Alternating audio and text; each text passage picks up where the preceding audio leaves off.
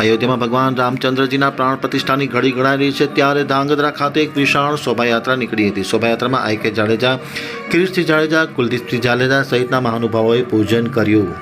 ધાંગધ્રાથી આશીષ પરમારનો એક વિસ્તૃત અહેવાલ। અખંડ ભારતીય હિન્દુ પરિષદ રામલલાના પ્રાણ પ્રતિષ્ઠા મહોત્સવ દિવસે ભવ્ય શોભાયાત્રાનું ધાંગધ્રા ખાતે આયોજન કરવામાં આવ્યું હતું।